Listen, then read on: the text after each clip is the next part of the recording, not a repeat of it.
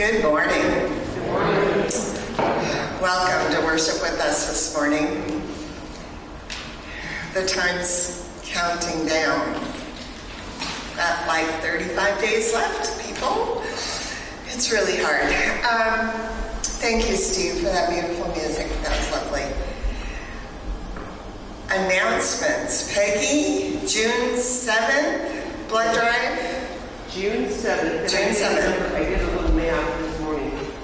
They wanted 49 units and we've got 14. Well, so it's a stretch. But to date, we have collected throughout 487 units of blood.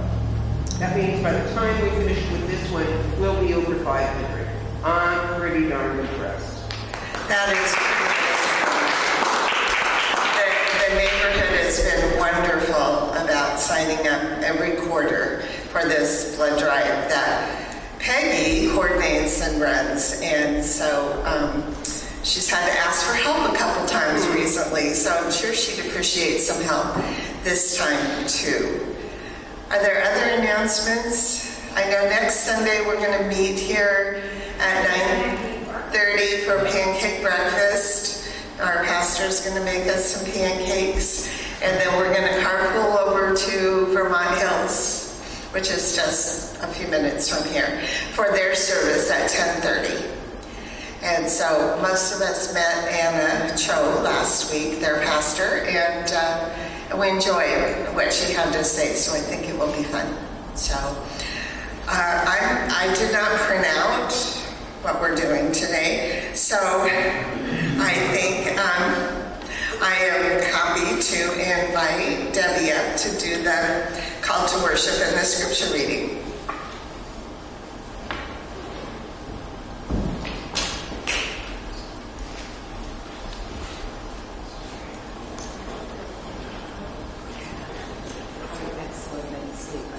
Can we all stand for the call to worship, please? We are called to bring a new understanding of God, that God so loved the world. We are salt of the earth. We are called to bring a new hope in God, that God gives us new life. We are the light of the world. We are called to follow the commandments and the law. The law of God is to love God and to love one another. Come, let us be the salt of the earth, the light of the world. Come, let us love one another with the love of God. Let us join together in our love of God to worship and follow Jesus. The scripture reading this morning is Mark 12, 30 through 34, and 41 through 44. You shall love the Lord your God with all your heart, with all your soul, and with all your mind, and with all your strength. The second is this: you shall love your neighbor as yourself. There is no other commandment greater than these. Then the scribe said to him, You are right, teacher. You have truly said that he is one, and besides him there is no other. And to love him with all the heart, and all with the understanding, and with all the strength. And to love one another's neighbor as oneself. This is much more important than all the whole burnt offerings and sacrifices. Then Jesus saw that he answered wisely, and he said to him, You are not far from the kingdom of God. After that, no one dared to ask him any questions. He sat down opposite the treasury and watched the crowd putting money into the treasury. Many rich people put in large sums. A poor widow came and put in 2 small copper coins, which are worth a penny. When he called his disciples and said to them, Truly I tell you, this poor widow has put in more than all those who are contributing to the treasury. For all of them have contributed out of their abundance, but she, out of her poverty, has put in everything she had, all she had to live on. You may be seated.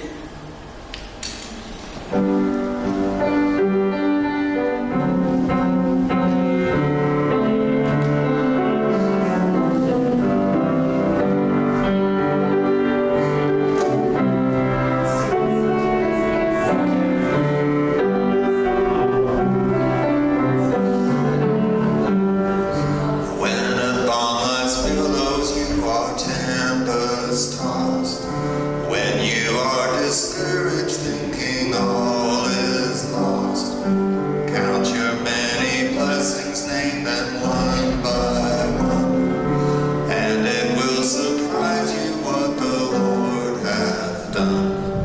Count your blessings, name them one by one. Count your blessings, see what God hath done. Count your blessings, name them one by one. Count your many blessings, see what God hath done. Are you ever burdened with a load of care? Does the cross seem heavy you are called to bear? Count your many blessings, every doubt will fly, and you will be singing as the days go by. Count your blessings, name them one by one. Count your blessings, see what God hath done. Count your blessings, name them one by one. Count your many blessings, see what God hath done. When you look at others with their lands and gold, think that Christ has promised you his wealth untold. Count your many blessings, money cannot buy. Your reward in heaven, know your home on high. Count your blessings, name them one by one. Count your blessings, see what God hath done. Count your blessings, name them one by one. Count your many blessings, see what God hath done. So amid the conflict, whether great or small, do not be discouraged, God is over all. Count your many blessings, angels will attend. Help and comfort give you to your journey's end. Count your blessings, name them one by one. Count your blessings, see what God hath done. Count your blessings, name them one by one. Count your many blessings, see what God hath done.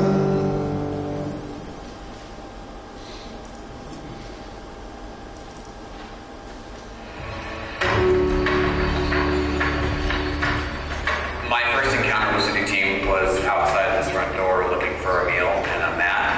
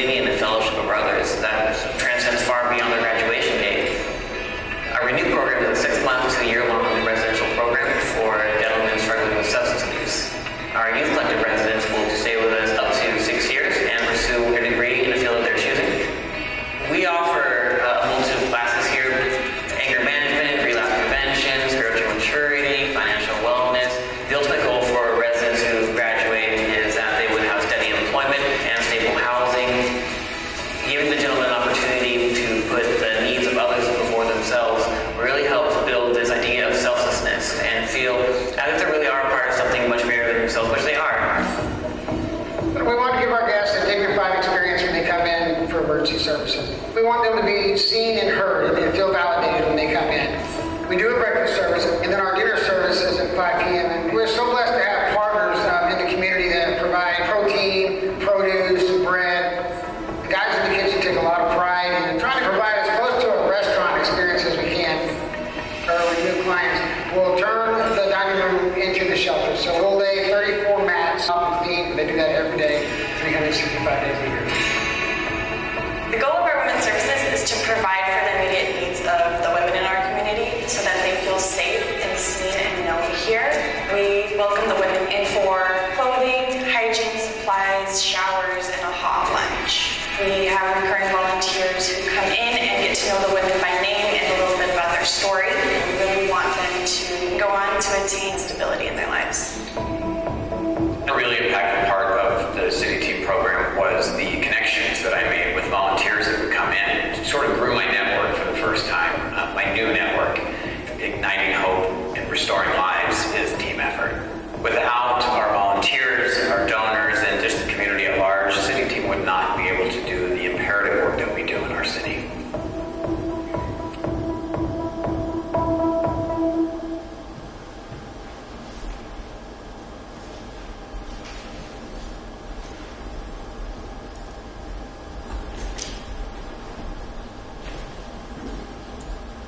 You met Lance in the video for a minute, but and some of us have seen him here before and heard his entire story.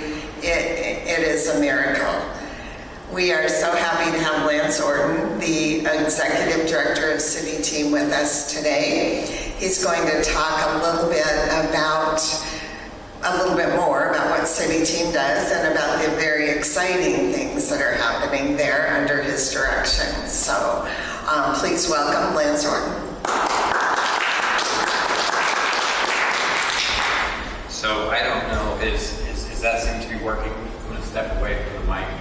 Yeah, let me, if you... Either one. You guys can hear me, right?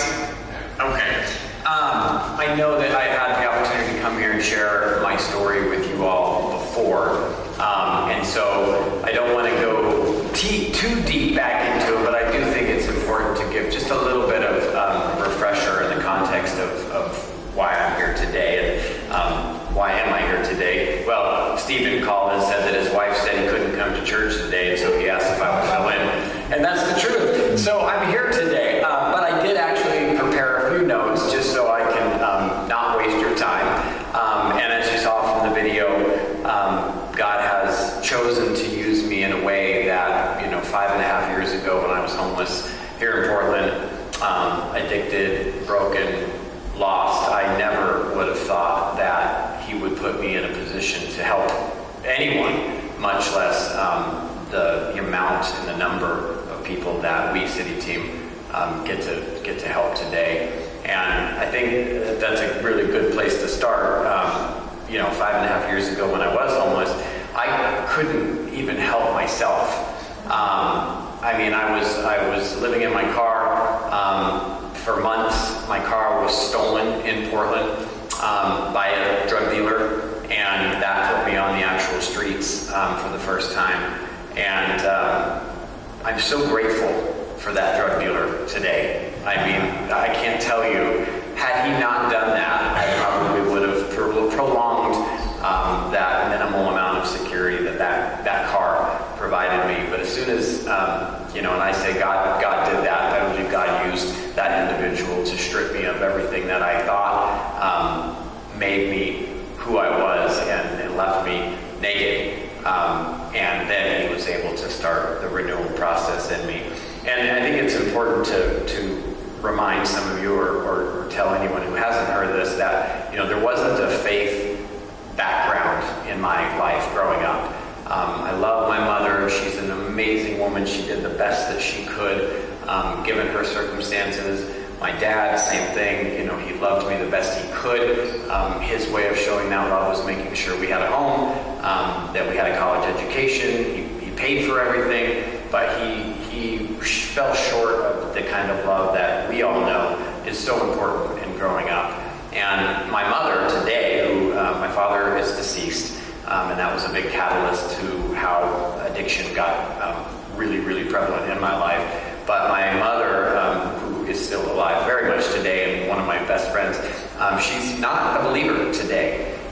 And I think what's interesting about that, however, she loves the faith. I mean, she looks at my life and she knows that my faith is at the center of who I am today and why I do what I do. And so she absolutely loves that I go to church and that I have a church and I have a church family. My friend and sponsee Todd is here. We go to church together.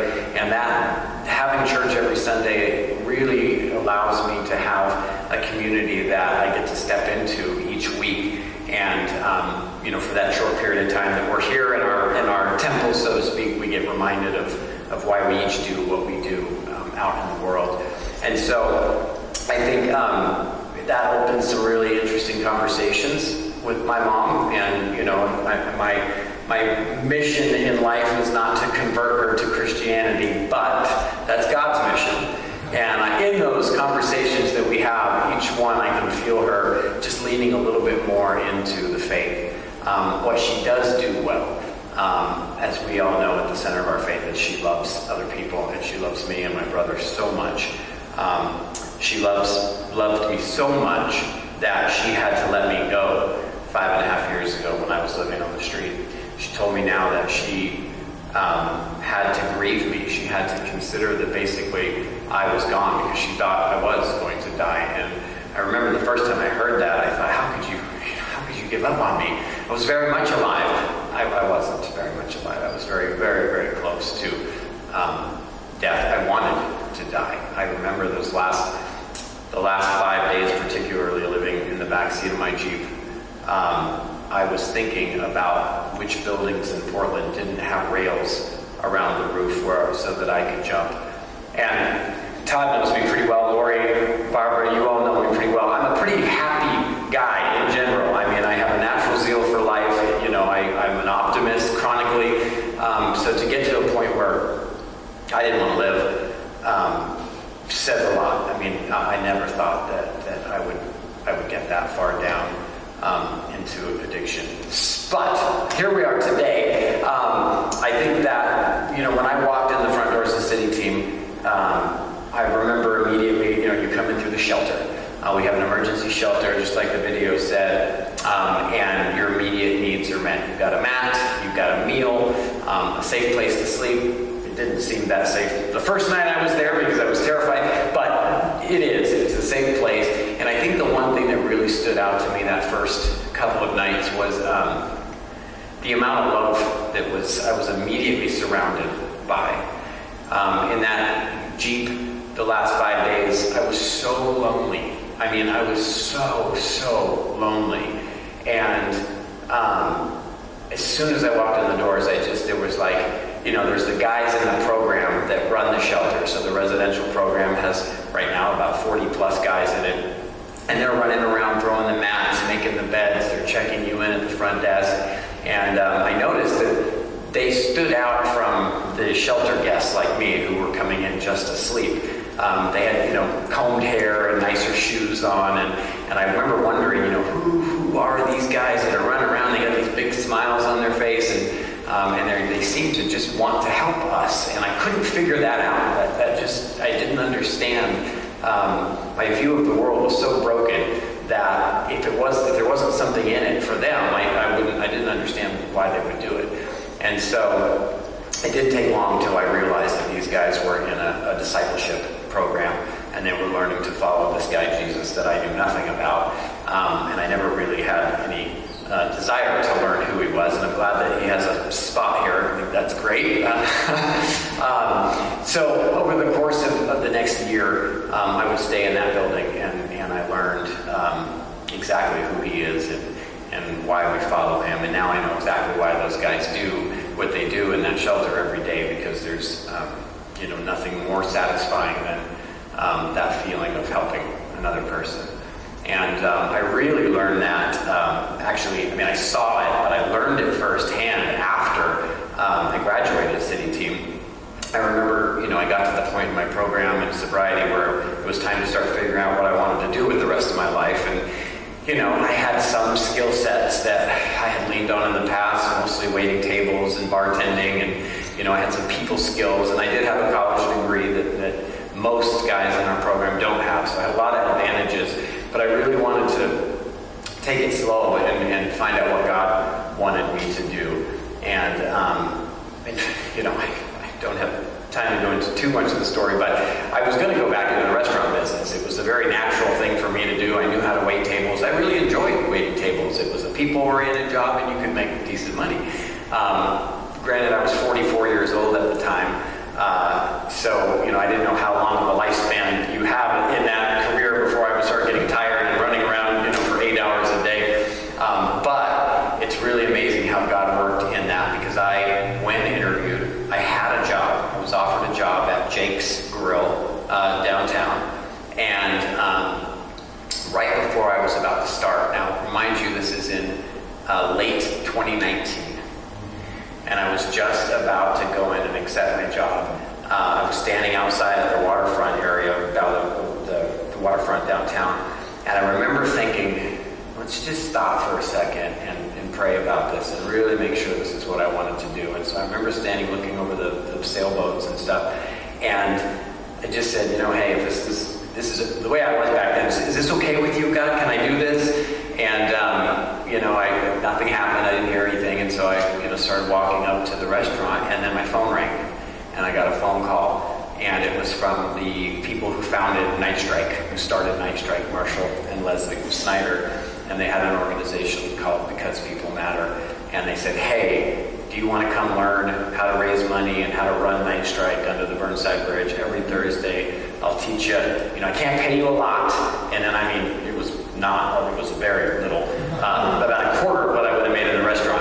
But it was enough, because I was living at City Team and all my immediate needs were taken care of for as long as I wanted. And so I knew that was God. I knew it. And so I walked into that restaurant and told the gentleman, thank you so much for this opportunity, but I think I have to go a different direction. And he was like, good for you. And so that was the real first exercise in learning how to listen to God and follow. And then through that process, I dove in, and at Night Strike, under the Burnside Bridge, every single Thursday, there's an opportunity to not only learn leadership, how to lead volunteers and how to run an event like that, but I saw how important the value of service to another human being. And it's not just for the people that are receiving the services, getting the blankets, getting the meals. Equally important is the need for us to serve another person. And I remember my first instinct when I got down to Night Strike under that bridge, seeing 100 people serving another 100 to 200 people, and I thought, why do these people have lives? It's Thursday night. There's got to be something good on Netflix, or don't they have families that they want to be around? What are they doing down here? And again, like when I first walked into the shelter, it didn't take long under the bridge to really see the glows on people's faces, like Lori and Barbara, that would come down and just serve their hearts out. And it didn't take long after that I noticed every single time I left that bridge at 9:30, 10 o'clock at night, I was just so full of the Holy Spirit. I would literally skip back to my car with music in my head, and I still do that every week today. But it's funny, because when I'm going down there, my mind tells me all the things why I shouldn't go. I'm too tired. I had a long day. I deserve a night off. It's kind of like when you're in high school and you're thinking of excuses. How do I not go to school today? And you think of all the sicknesses you can tell your parents, and that's exactly what my mind does.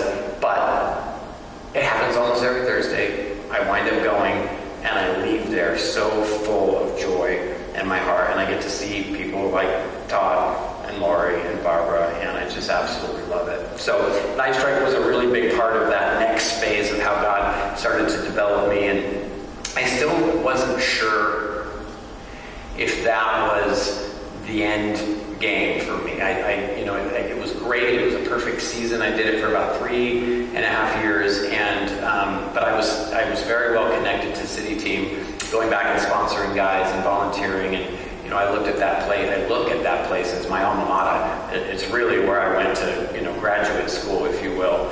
And when they came and asked me to step in as the director role, I knew that was the definite next step that God had in store for me.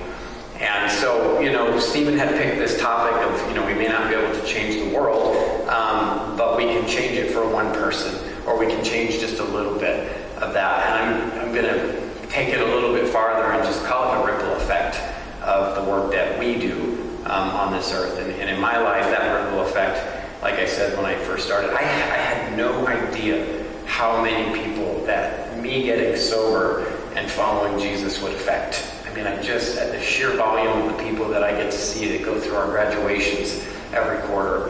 Last year we graduated 41 men out of the program. That's 41 men that are not on the streets, or not in jail, and not hurting people. And hopefully coming out and doing similar things like that I'm doing. And that ripple effect, as you can see, it just spreads, and it's so amazing. So when I came in as the director of city team, that put me in a position now to, instead of Night Strike, we kind of cast a broad net, and we're meeting immediate needs and serving one to another. But at city team, we go deep, like really deep with every single person that we serve, and basically get to show them the same thing that God showed me when I was in the program. And so today, that is my family. The team that I get to lead at city team is my family. I love my mother and my brother and my nephews, and they're definitely my blood family. But the family that I get to see every single day and work with and do God's work together is that family at city team. And that includes the volunteers and the people that come through the program. When we pray men into that program, we always say, once a city team brother, always a city team brother. And so that reconnection with family, when so many of us, when we come into that building, don't have a family, or at least we don't feel connected to a family at all. And so I think one of the what I want to show next is this video. It's another story like mine of a gentleman named Skylar who came into the program, and he had lost his kids. He was in jail. Actually, why am I telling the story? It's on the video. Let's watch the video and then I'll talk about it.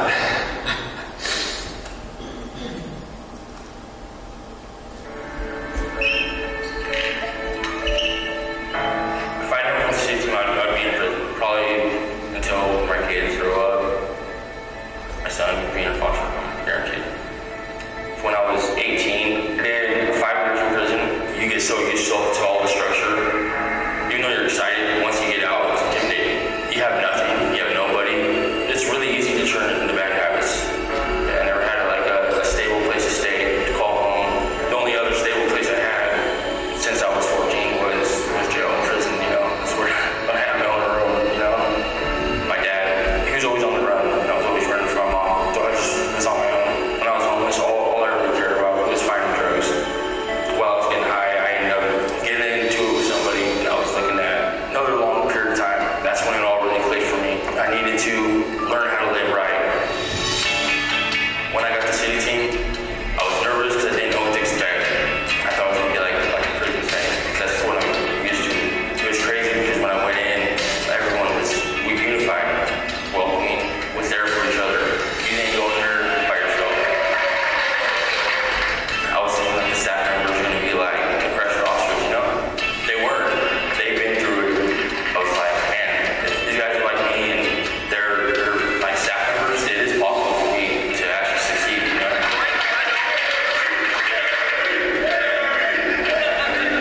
So when I first got to the city team, we did the football station. I was like, man, I ain't gonna do that. I ain't gonna watch much feet, But the second time, I was just feeling like ready to change, try stuff different, and wash the feet, Because back in my addiction, I always felt like I was better than everything, better than everybody, and I needed to control my ego, to control my pride. That right there was what humbled me the most. I love it now. Today I'm a union carpenter. I love everything about it. I love being able to build stuff and be able to say I did that. Because that's something I always wanted to do. All the staff at the city team, they encouraged me to do it and supported me all the way through it. Helped me get my license, my social security card, my birth certificate. And that's super important to be able to get a job. I've never had a really stable job. My own apartment, income always coming in. Makes me proud to be able to have that for my kids. Today I live super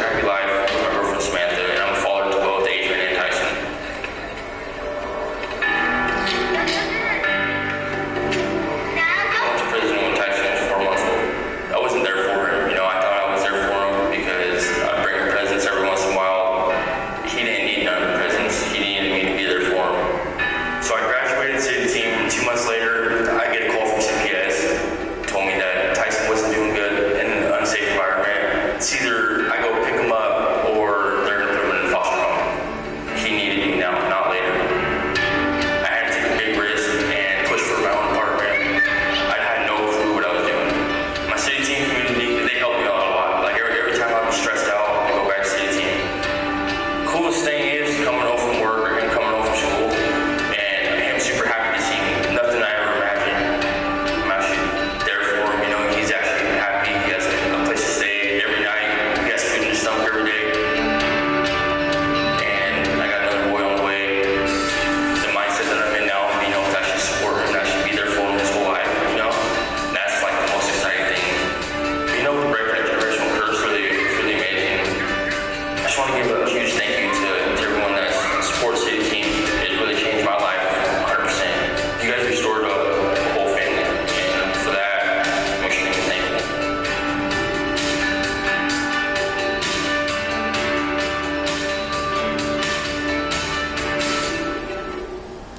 So our friend Skylar has a bit of a mumbling thing, so I know some of that was probably hard to hear, but I can just summarize it real quickly. You know, Skylar, it really embodies what we do as City Team, and that we can restore families, and through restoring, first we restore the individual. When they get to reconnect with their family, we're then restoring entire communities. And the ripple effect of that is just so amazing. And we showed this video at our fundraiser on May 10th. Yep, May 10th. And that night, Skylar mentioned that he has another one on the way. He had the baby the same night that video was playing at our fundraiser 2 weeks ago. And that is a picture of him in the hospital room. So just another miracle that comes out of City Team. We have so many stories like that. I mean, I could show you and tell you, stand up here all day telling you about them. But I think that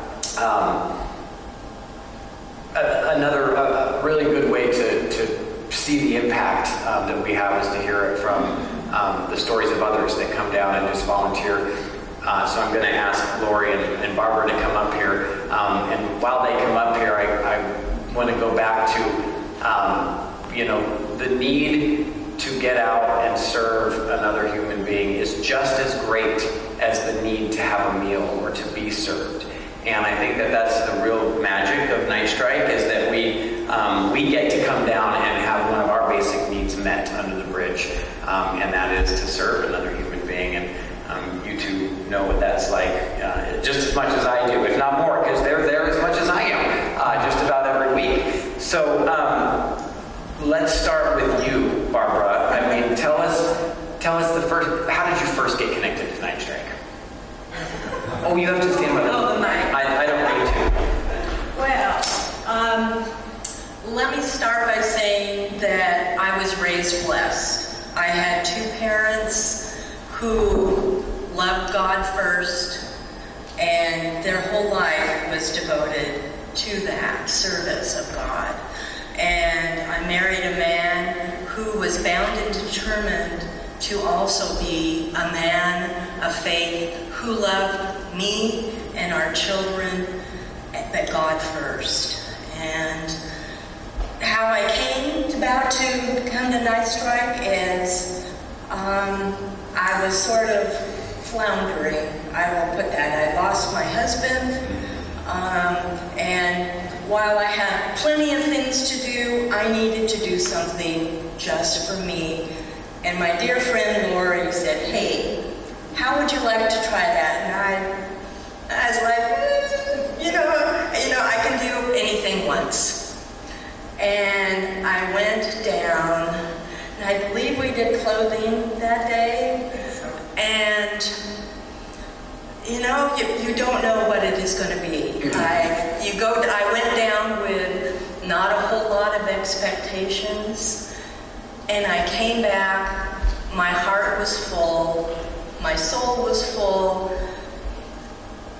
That people that were there, that we serve, were loving, caring people that didn't have necessarily the benefits I did, didn't have people that were there for me, and that my little teeny bit benefited me much more than it benefited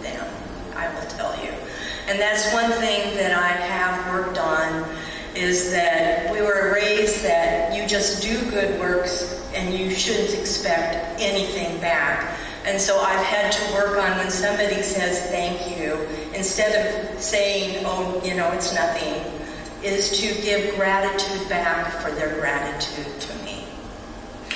Well, I will say this, thank you for what you do. And a little more to this that you all don't know.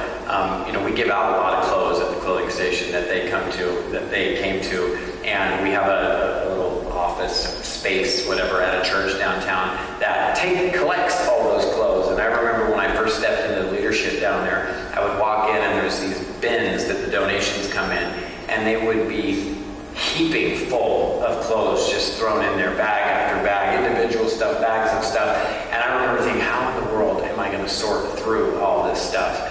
And these ladies are how we do it. They come in almost weekly and they sort through the clothes, and they bring clothes, and they're the ones that get the clothes ready to be put on the racks and in the hands to the people that need them. So, well, in fact, I think I told you a gift my son gave me was 18 pairs of jeans to take down to Night Strike. He's like, Mom, you talk about this all the time, and sometimes you're frustrated that there's not enough items. And he said, so he went to, I think it was Value Village, and he bought me 18 pairs of jeans.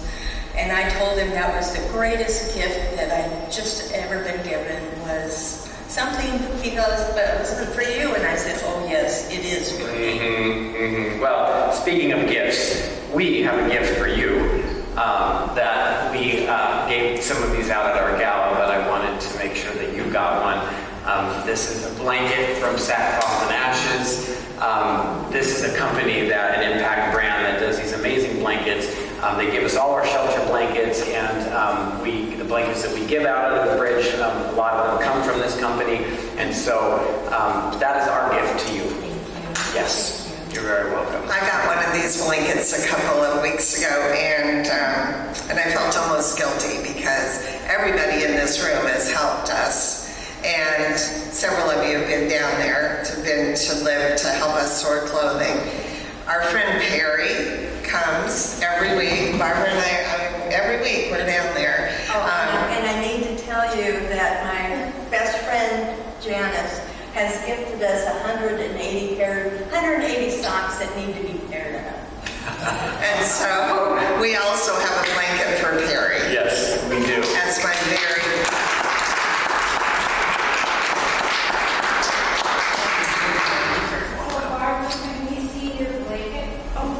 Oh yes, they're beautiful. This company donates a blanket for everyone that's purchased to homeless around the U.S. And we've met these people as they come down to City Team once a year or so and pass out these gorgeous blankets. And I actually met the founder of this company when I was in the program as a resident at City Team. And they're really, really nice. And this map of the U.S. has all the shelters that for every blanket somebody buys, kind of like the Bamba sock, 1 for 1, they get donated to a homeless shelter. And so we, City Team, are the largest benefactor of blankets received by this company. And Bob Dalton's a dear friend of mine. So happy to be able to give this to you.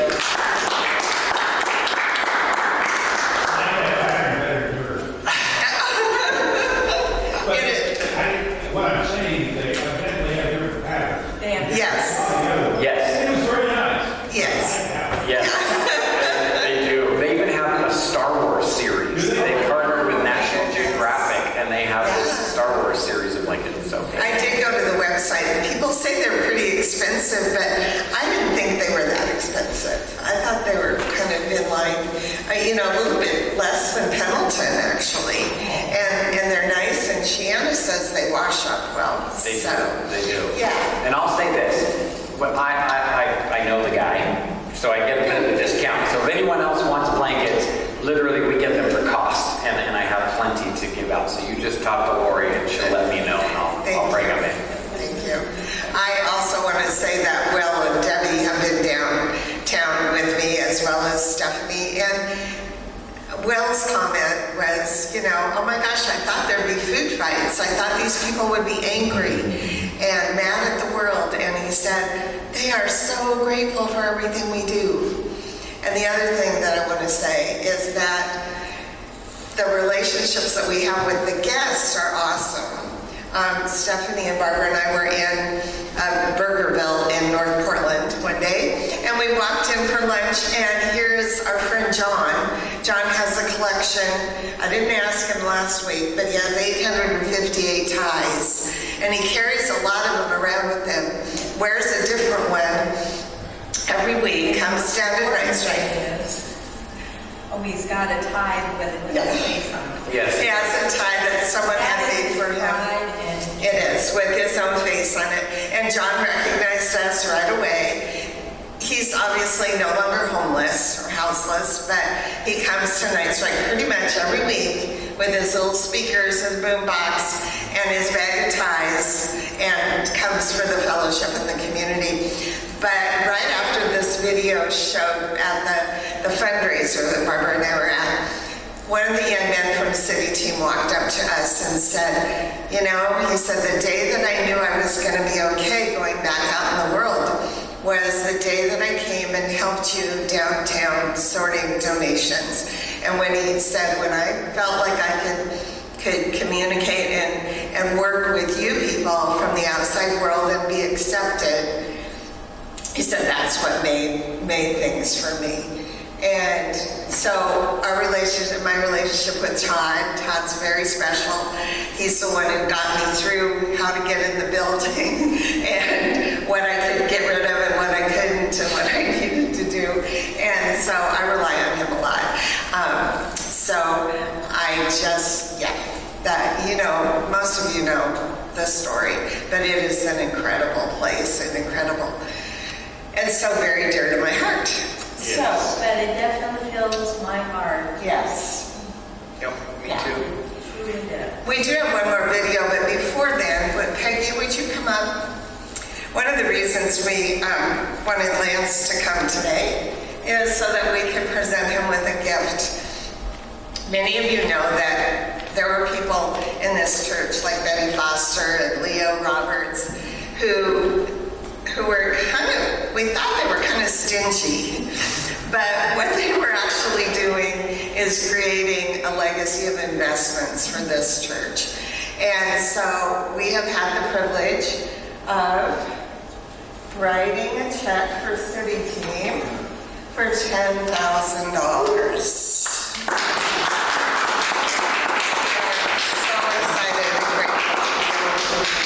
Thank you guys so much. I want to take that for I gave him the regular check already so that I wouldn't forget. I'm pretending to be surprised, but I'm not pretending to be grateful. So thank you so very much. And I think, go ahead. We also were able to present a check for $8,000 to the Scout troop that meets here this week, and the Scoutmaster was almost in tears. That will send the entire troop to camp. And so that warms my heart. And we have those people. Okay, so we have another video. Yes, and I think I'll preface it just by saying, the timing for this kind of donation, this is not a small or regular donation. I mean, this is a very large number for us.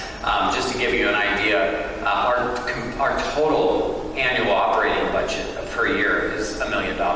It was only $700,000 2 years ago, and it's gone up because of a couple of things, and we'll get to the video in just a second. One of the videos that I can't show you today because I wasn't able to get it to work is, you've heard me talk a lot about the men in the program that we've been able to help and the families of those men. But this year, we were so fortunate that God blessed us with a new property in St. John's in North Portland to open up for women and women with children.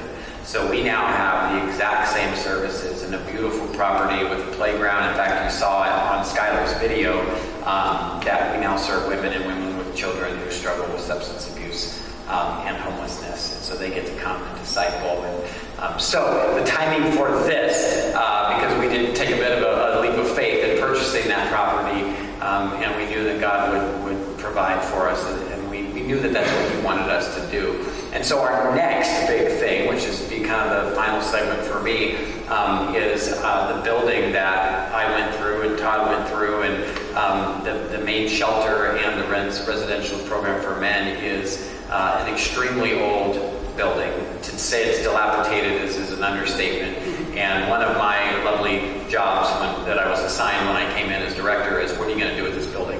And we have been down so many different paths. For 2 years now, I have met every single real estate broker in the city of Portland, looking at buying a building. We worked with contractors looking at building a brand new building. And then we also looked at renovating the current building. And we just couldn't see a clear path forward. And after 2 years of research and prayer and discernment, we finally, the situation in the real estate market and connections that God had put in front of me led us to a path for that building. And so this next video is a little bit about what's next for us.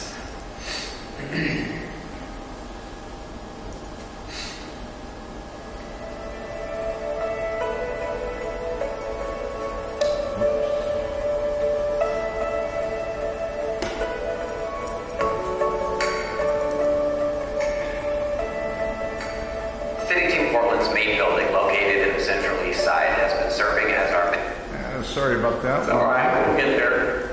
We saw it earlier, so we know it's playable. There we go.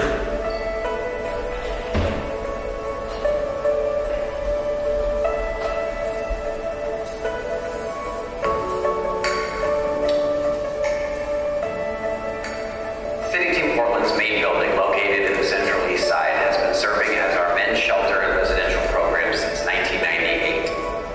We have grown in that building, and we've expanded in ways recently never expected.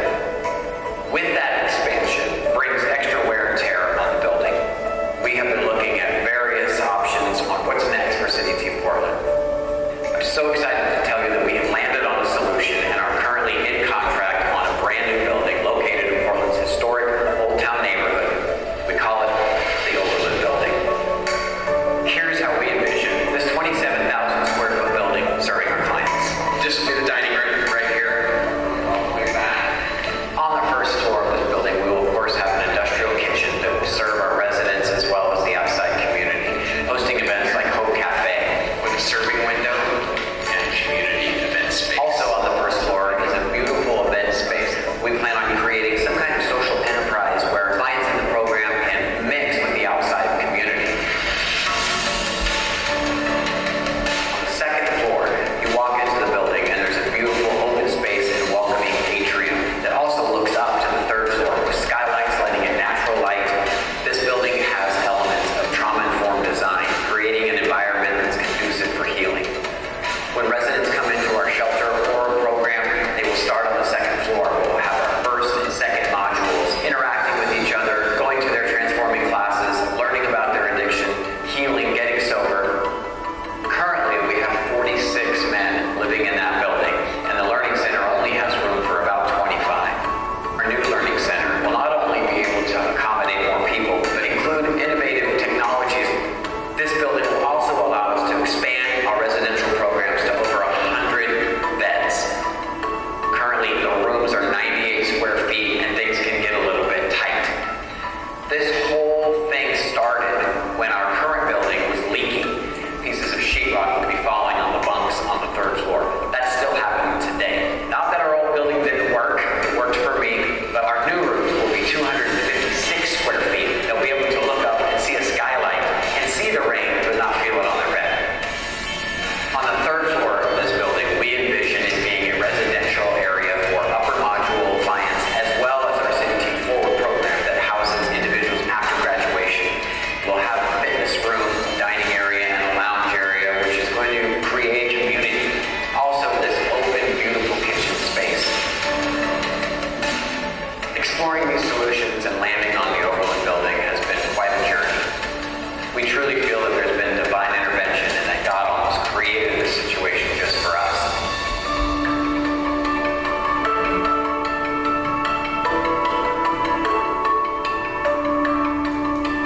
It's quite a building. This will be a major upgrade for us, and beyond beyond just the building itself, just to think the lives that will be transformed in that building. As many of you know, Old Town, Chinatown is a rough neighborhood right now, a very dark place, and we look forward to being a beacon of light in that neighborhood where for the next 150 years, people like me and Todd and others who struggle can come in and get the healing that they need. So we are closing on that building officially. We voted last week. We will be in possession on June 28th, which is a huge deal for us. And then the fundraising part happens, so I have to raise a lot of money to pay for it and to convert it from office to residential. But I know that God's provision, He will bring the money for us because we are very sure this is what He wants for us. That's all I have for you all today. Thank you again for having me, and be sure to give Stephen a hard time for not being here when you see him next. And we appreciate you very much.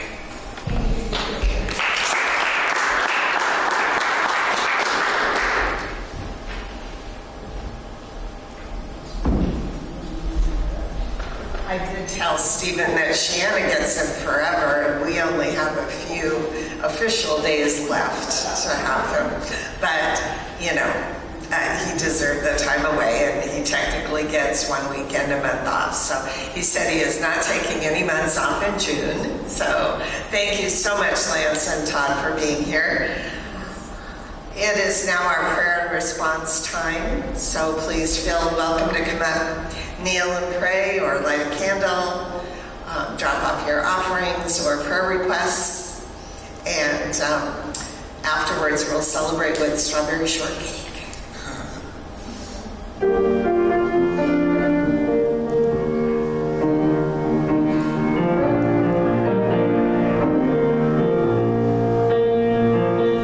Teach me that it all belongs, that everything is sacred. I eat the bread and I drink the wine. Help me love my neighbor.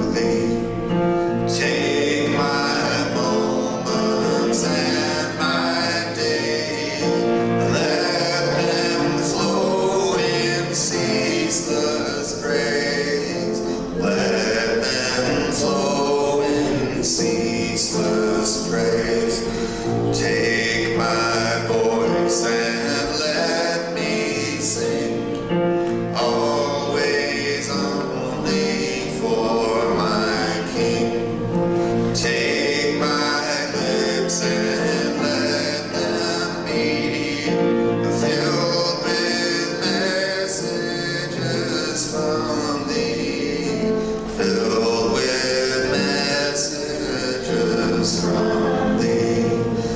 Take my silver and my gold, not of my good I withhold. Take my intellect and use every power as thou shalt choose, every power as thou shalt choose.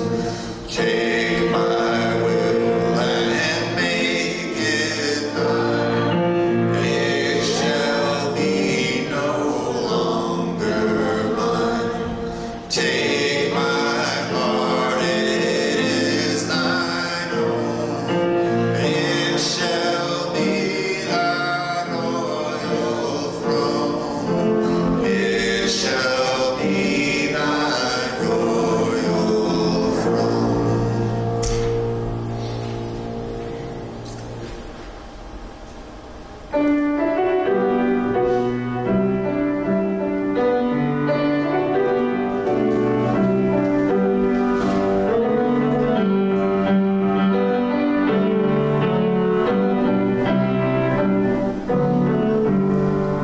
Come thou fount of every blessing, tune my heart to sing thy praise. Streams of mercy never ceasing, call for songs of loudest praise. Teach me some melodious song, sung by flaming tongues above. Praise the mount I'm fixed upon it, mount of thy redeeming love. Here I raise my Ebenezer, hither by thy help I'm come, and I hope by thy good pleasure safely to arrive at home. Jesus sought me when a stranger, wandering from the fold of God. He to rescue me from danger interposed his precious blood. Oh, to grace, how great a debtor daily I'm constrained to be. Let thy grace, Lord, like a fetter, bind my wandering heart to thee. Prone to wander, Lord, I feel it.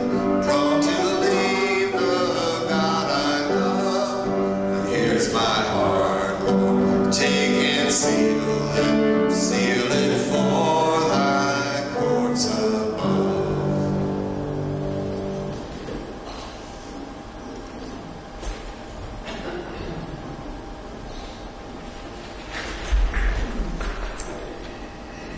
We have a couple of prayer requests and someone reminding us not to forget the true meaning of Memorial Day and those who have passed. I've been seeing lots of Facebook pictures of families visiting cemeteries, and in fact Norma and her family from down in Ninth Street, they visited 7 cemeteries I think this week, and so that we do want to remember that. And travel mercies for all. I did get a message from Joy this morning, and they are thoroughly enjoying their European trip. And I've seen pictures of Maren and Brian and Rachel in Switzerland, the Swiss Alps. So that has been really fun. So yes, there's Tim Joy in front of the Eiffel Tower. They've been on a boat for a few days, and they're just living their best life. But she had to go because, you know, it was 5:31 p.m. and so it was time for an aperitif. So she was happy. Pray with me, please. Dear God, we thank you for the blessings of this church family. We ask that you be with Stephen and Shanna and Taylin as they prepare for this move and for the work at the new church. Be with Stephen and give him peace. This last month appears like it might be a little frantic, and give us all peace as we prepare for our final sale and some big celebrations. We thank you for the gift of city team and Lance and Todd, and for all those city team guys, brothers as I call them. Thank you for the volunteers and for the generosity of this church as we covered the Christmas tree and winter goods for Bethlehem House of Bread and Night Strike. Lord, we just are so grateful for all the blessings that you have given us. We're grateful for the music and the prayer and the love that we feel. We thank you for bringing your Holy Spirit to this place, and we ask that you bless us all. Amen. Please. Yes. She's not feeling well? Yeah. Okay. Billy Reynolds, Christy's mom, is not feeling well today, so let's also pray for her. Thank you. Please join me in the benediction. Do not be dismayed by the brotherliness of the world. All things